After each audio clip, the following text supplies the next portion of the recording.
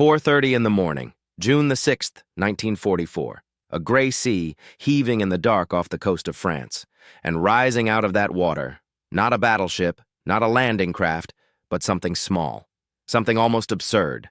A steel tube barely 50 feet long, slick with spray, breaking the surface where nothing should be. A hatch cracks open. A man climbs out into the wind, soaked, exhausted, and he reaches up to switch on a single small light. It shines out to sea. It shines toward an empty horizon, and then the horizon begins to fill. 5,000 ships, the largest invasion fleet in human history, and waiting in the dark to guide them in. 5 men who had been sitting on the bottom of the sea for 3 days. We remember D-Day as a thing that happened on the sand, the ramps dropping, the men running. But before any of that could happen, an almost impossible problem had to be solved. And it had nothing to do with bullets. It was a problem of navigation. Nearly 7,000 vessels had to cross a stormy channel in darkness, thread their way through swept lanes in a German minefield, and arrive, not roughly but exactly, on 5 specific strips of an ordinary featureless French coast. Land a mile too far in the wrong direction, and a whole assault could come ashore beneath the wrong guns in the wrong place, into a slaughter. The coast gave them almost nothing to aim at. No great cliff, no lighthouse, no landmark, just dunes and gray water that all looked the same. The answer the Royal Navy reached for was one of the strangest weapons of the war. The X-Craft, a Midget submarine, 50 feet of riveted steel with a crew of 4 men who could not even stand upright inside it. They had been built for something else entirely. Months earlier, these tiny submarines had crept into a Norwegian fjord and crippled the mightiest battleship in Europe, the Tirpitz. They were assassins of giants, but for D-Day they would be given the humblest job imaginable, not to attack, not to sink anything, to switch on a light and not move. The operation had a name, and the name told the men everything they needed to know about how the planners saw their chances. It was called Gambit. The commander of one of the submarines, a young officer named George Honor, explained the word to his crew. A gambit in chess is the pawn you throw away first, sacrificed on purpose early so that a far greater piece can move. The men understood.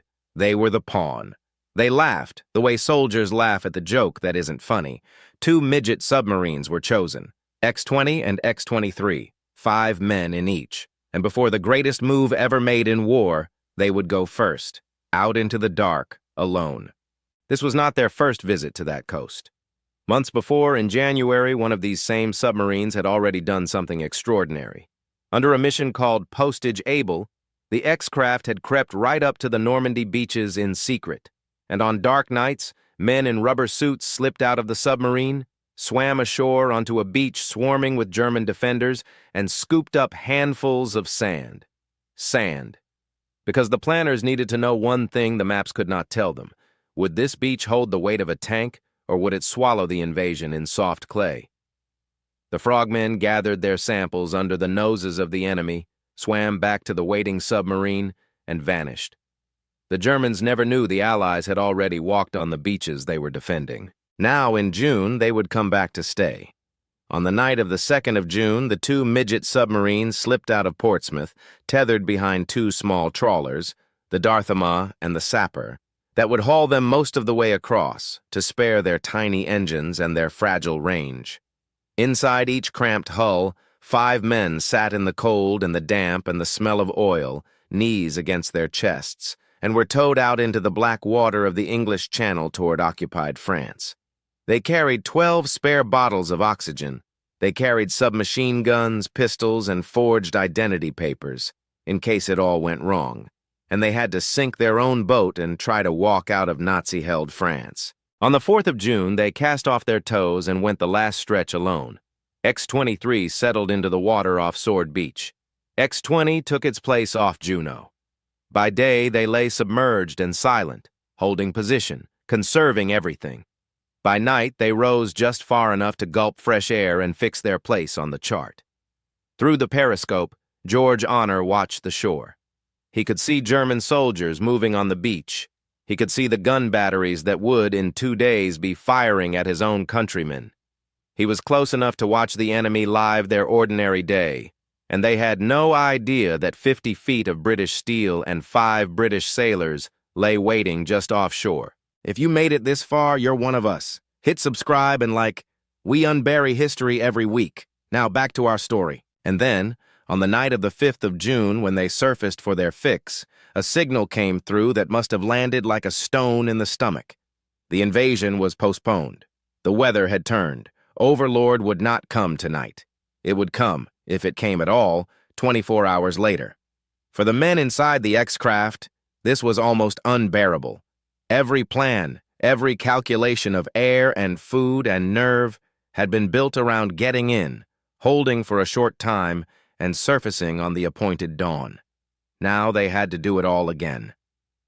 Another full day pressed into a steel coffin on the floor of the sea, off an enemy coast, breathing their dwindling air, and waiting.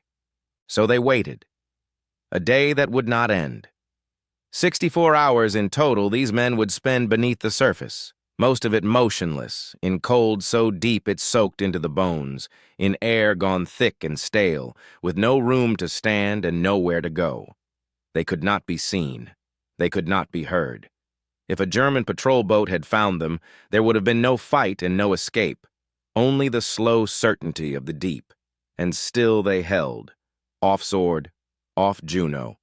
2 pinpricks of British steel on the bed of the channel, holding the exact spot where the spearhead of the free world would have to land. Then, in the blackness before dawn on the 6th of June, the order finally came. This was the morning. At 4:30, the hatches opened and the men hauled themselves up into a wild, heaving sea. They worked fast. Up went an 18-foot telescopic mast. On top of it, a light, angled so that it shone only out to sea, toward the coming fleet, and could not be seen from the German-held shore behind them. One of the men climbed into a tiny rubber dinghy in the swell to set the beacons. They switched on a radio signal and an echo sounder, tapping out their message into the dark to the mine layers and the landing craft groping their way through the night toward Sword and Juno. The light shone out across empty water.